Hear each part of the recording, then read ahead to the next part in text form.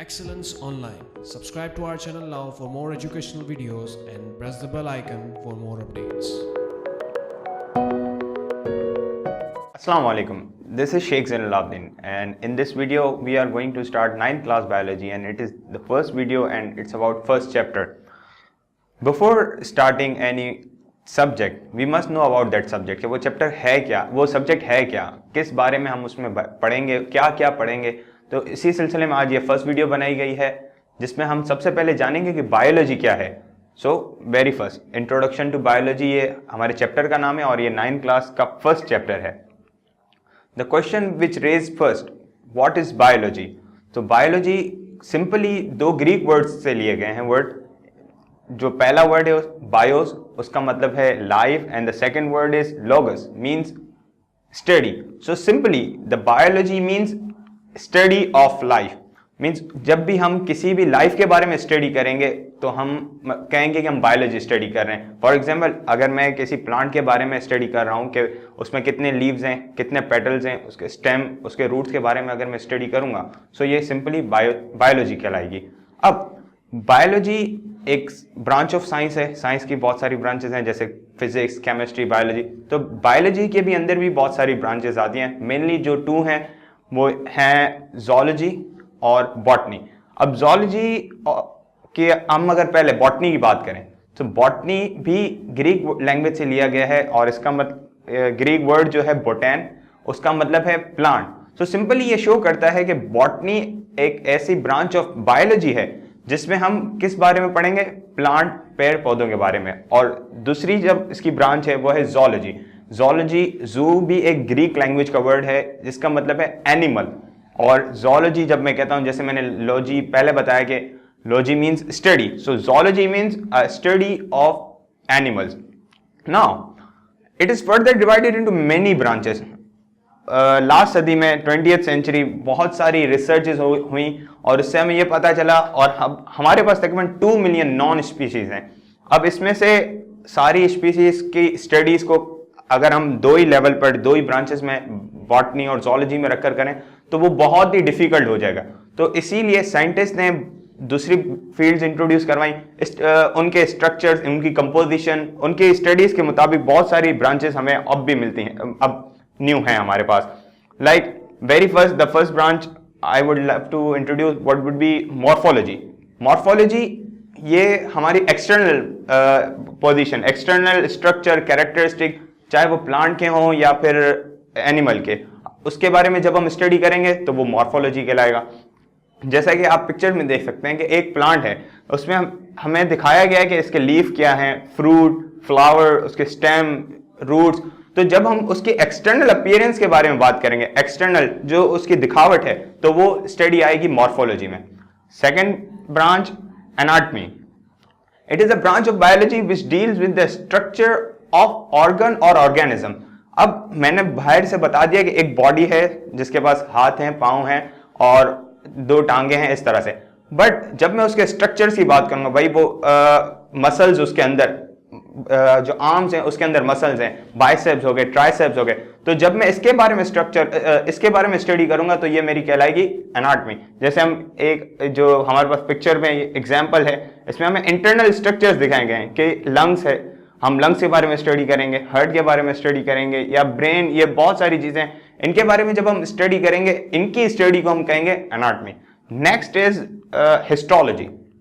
अब हिस्टोलॉजी क्या, मैंने पहले मॉर्फोलॉजी बताया जो फिजिकल एक्सटर्नल स्ट्रक्चर्स, फिर मैंने एनाटॉमी बताया इंटरनल स्ट्रक्चर. अब हिस्टोलॉजी और भी उसके बेसिक माइक्रोस्कोपिक लेवल पर जब हम बात करते हैं, अब मैंने कहा कि मेरे आर्म में बाइसेप्स और ट्राइसेप्स हैं, but when I want to see and when I want to go further ahead on microscopic level, कि मैं देखना चाहता हूं कि उसके अंदर और क्या क्या चीजें हैं, तो मुझे हिस्टोलॉजी की स्टडीज करनी पड़ेगी कि मेरे मसल्स के अंदर एक्टिन फिलामेंट्स हैं, मायोसिन फिलामेंट्स हैं, कैल्शियम आयंस हैं. सो इन तमाम चीजों की स्टडीज को मैं हिस्टोलॉजी कहूंगा. The branch of biology which deals with the study of tissues of plant and animals under microscope, it simply histology. जैसे कि आप डायग्राम देख सकते हैं, इसमें बहुत सारी चीजें दिखाई गई हैं. Next branch of us is cytology. अब साइटोलॉजी, साइटो वर्ड ही रिप्रेजेंट करता है हमें सेल के बारे में. Like it's a branch of biology which deals with the structure, function, composition of cell. अब जैसा कि आप जानते हैं कि cell is a basic unit of life. We all are composed of cell. अब सेल के अंदर क्या क्या है उसकी जब मैं स्टडी करना जाऊंगा तो वो कहलाएगी साइटोलॉजी. लाइक सेल के अंदर मैंने देखना है माइटोकॉन्ड्रिया, सेल के अंदर मुझे देखना है गोल्जी बॉडी, सेल के अंदर देखना है मुझे राइबोसोम, ईआर, स्मूथ ईआर. सो वो जब मैं सारी उनके बारे में स्टडीज करूंगा कि भाई माइटोकॉन्ड्रिया को पावर हाउस ऑफ सेल क्यों कहा जाता है, जब मैं वो स्टडी करूंगा, जब उनके बारे में स्टडी करूंगा, वो स्टडी कहलाएगी मेरी cytology. Next branch of biology आएगी फिजियोलॉजी.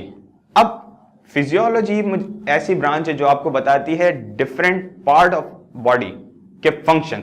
लाइक अगर मैं हार्ट की बात करूं तो फिजियोलॉजी की स्टडी करने के बाद फिजियोलॉजी में मुझे पता चलेगा कि हार्ट कैसे पंप करता है, मुझे इसमें पता चलेगा कि जीआईटी हमारी कैसे काम करती है, मुझे इसमें पता चलेगा कि हमारे न्यूरॉन्स कैसे काम करते हैं. तो जो भी हमारे पास ऑर्गन सिस्टम्स हैं, उन ऑर्गन सिस्टम की फंक्शनिंग को जो ब्रांच ऑफ बायोलॉजी बयान करती है वो है physiology.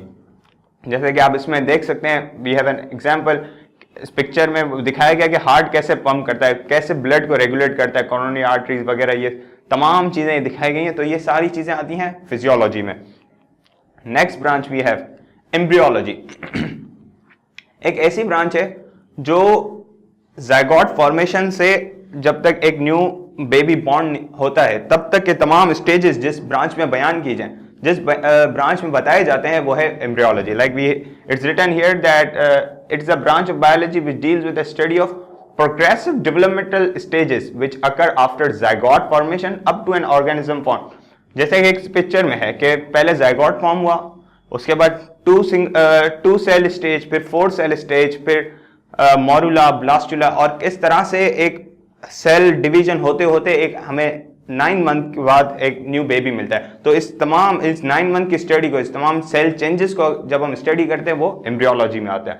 Next we have ecology. It's a very interesting branch of biology.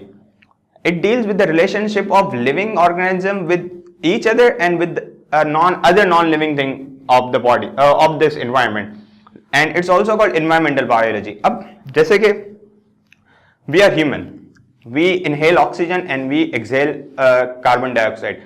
As in plant, they take in carbon dioxide and they take out oxygen. So मैं इस बात की स्टडी करूंगा कि मुझे प्लांट से क्या फायदा है. प्लांट्स जो मुझे क्रॉप्स से, उनके जो वेजिटेबल, जो फ्रूट्स जो मिलते हैं, वो जब मैं इस्तेमाल करता हूं वो किस तरह से ग्रो करते हैं. मेरा और प्लांट का रिलेशन, जब मैं ये रिलेशन स्टडी करूंगा, that will come in ecology और एनवायरमेंटल बायोलॉजी. अब इसमें जरूरी नहीं है, जैसे मैंने लिविंग थिंग की एग्जाम्पल दी, फॉर एग्जाम्पल बहुत सारे नॉन लिविंग फैक्टर हैं, कार्बन डाइऑक्साइड, लाइक वाटर, ये तमाम हमारा और उनका जो रिलेशन है, जो बेनिफिट्स हम उनसे हासिल करते हैं, इन तमाम की स्टडीज को हम इकोलॉजी कहते हैं. Like we have in this picture that जिस तरह से हम रिलेशन बयान कर सकते हैं. Next is taxonomy. जैसा कि मैंने पहले मेंशन किया कि साइंटिस्ट ने तकरीबन 2 मिलियन स्पीशीज को दरियाफ्त कर लिया है. सो जब एक बेबी बॉर्न होता है किसी फैमिली में, सो हम सबसे पहले यही चाहते हैं कि उसका नाम रख लिया जाए ताकि हम उसे नाम से पहचानें. जब भी उसका नाम लिया जाए तो डायरेक्ट उसकी पिक्चर हमारे दिमाग में. So same taxonomy is the same time of branch of biology. वो क्या करती है? डिस्क्रिप्शन, आइडेंटिफिकेशन, क्लासिफिकेशन और scientific naming of living organism पर काम करती है. और इस ब्रांच के जरिए ही हमें मालूम होता है कि humans are called homo sapiens. और इसी तरह से जब हम साइंटिफिक नेमिंग की बात करते हैं तो टैक्सोनॉमी हमें हेल्प करती है. लाइक इस पिक्चर में हमें बताया गया है कि किंगडम पैंथर का एनिमल है, फिर फाइलम उसकी वर्टिब्रेट है, फिर क्लास उसकी मैमेलिया है. तो इस तरह से टैक्सोनॉमिक सिस्टम ही हमें मदद करता है कि हम किस तरह से एक स्पीशीज को नाम दें. Next we have genetics. It is also one of the very important branch of biology. ये हमें बताता है कि एक जनरेशन से पेरेंट से ऑफ स्प्रिंग तक कैरेक्टर किस तरह से इनहेरिट होते हैं. Like we mostly see that there are so many similarities between his father and his son. So वो सिमिलरिटीज कहाँ से आई, कैसे आई? तो इन तमाम स्टडीज को, इस स्टडीज को जेनेटिक लेवल पर, माइक्रोस्कोपिक लेवल पर स्टडी को हम जेनेटिक्स कहते हैं. It's simple, it's a branch of biology which deals with the study of inheritance including transmission of hereditary character from offspring to from parent to offspring. Like DNA की आपने बात कर ली, RNA की बात कर ली, इनकी रेप्लिकेशन, इनकी ट्रांसलेशन, इनकी ट्रांसक्रिप्शन, इस तमाम की स्टडीज को हम जेनेटिक्स कहेंगे. Next we have plantology. Plantology is simply the study of fossil fuels जो हमें हमारे रॉक्स में मिलते हैं. Like one of the big and common example is Archaeopteryx. ये एक ऐसा फॉसिल फ्यूल है जो हमें रेप्टाइल्स और एम्फीबियंस के बीच में सिमिलरिटीज दिखाता है, बट वो अभी एग्जिस्ट नहीं करता. हम उसके बारे में कैसे जानते हैं? क्योंकि उसके फॉसिल्स हमें मिले. Like dinosaurs are also famous. Dinosaurs हमारे इस दुनिया में अभी मौजूद नहीं है, but their fossils are available. So इसके जरिए साइंटिस्ट सिर्फ ये अंदाजा लगा सकते हैं, हाँ इतने हजार साल पहले there were some species called archaeopteryx और dinosaurs. It's written here same. It's a branch of biology which deals with the study of animals and plants that lived in remote past and now found as fossil in the rocks. और प्लांटोलॉजी को भी आगे दो branches में divide किया गया है. एक है palaeobotany and second is palaeozoology. Palaeobotany में हम सिंपली प्लांट के बारे में बात करेंगे, वो प्लांट जो पहले पाए जाते थे और अब नहीं पाए जाते. और सेकेंड जो ब्रांच है पैलियोजोलॉजी, इसमें हम एनिमल्स के बारे में बात करेंगे जो पहले पाए जाते थे और अब हम उसे सिर्फ फॉसिल्स में पाते हैं.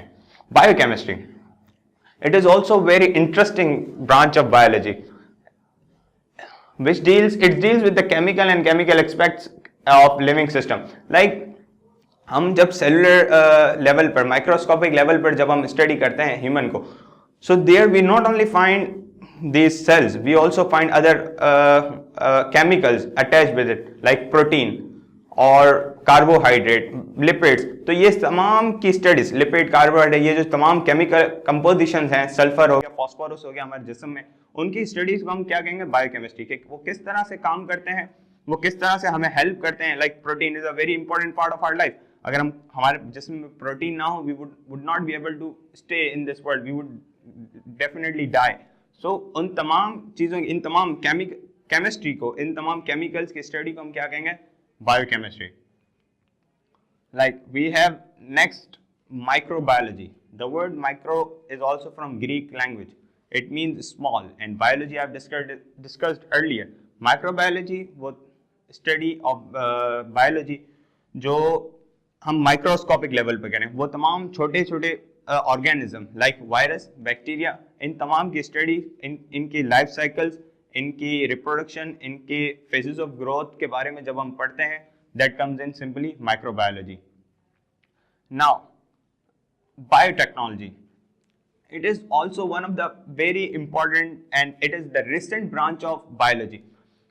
In this era, right now, just because of this what we can say branch of biology, we are able to bring so many new things. जैसे कि हम जानते हैं कि क्लोनिंग हो रही है प्लांट्स की, मैमल्स की. जैसे फर्स्ट शीप जो क्लोन किया गया था, डॉली, वो तमाम चीज़ें इसमें आती हैं बायोटेक्नोलॉजी. और इसके जरिए बहुत सारी एंटीबायोटिक्स भी बनाई जा रही हैं. पहले एंटीबायोटिक्स बनाना बहुत ही मुश्किल होता था, but now just due to this technology, this branch of biology, we are able to make our what we can say antibiotics very easy. Example is penicillin. Penicillin पहले हासिल करना बहुत ही नामुमकिन होता था, बहुत ही मुश्किल होता था, but right now just because of this branch of biology it has become so easier to do. It is a manipulation of living thing for welfare of mankind. ये वाकई हम जब पेनिसिलिन या एंटीबायोटिक जब हम बनाते हैं, so it helps human. And second slide से same, recently genetic engineering have brought evolution in the biotechnology. तो जेनेटिक इंजीनियरिंग के जरिए हम पेनिसिलिन वगैरह जब हम बनाते हैं, तो that helps us. And it was all from my side and I hope it will help you a lot. These are the branches of biology and it may help you to know what you are going to study ahead. It will help you throughout your course. from 9 first year, second year and ahead, if you are studying for professional, means if you are having plan for MBBS, so this small thing, these things look small, ये छोटी चीज़ें लगती हैं, but ये बहुत ही help करेंगी आपको आपके आगे स्टडीज़ में. इनको समझें, और जब हम आगे लेक्चर्स करेंगे तो हम इनको रिव्यू करते रहेंगे और आप वाकई जानेंगे कि हाँ, हम अभी हिस्टोलॉजी पढ़ें, अभी हम एनाटॉमी पढ़ें, अभी हम फिजियो के बारे में पढ़ रहे हैं. And that's all from my side. Thank you.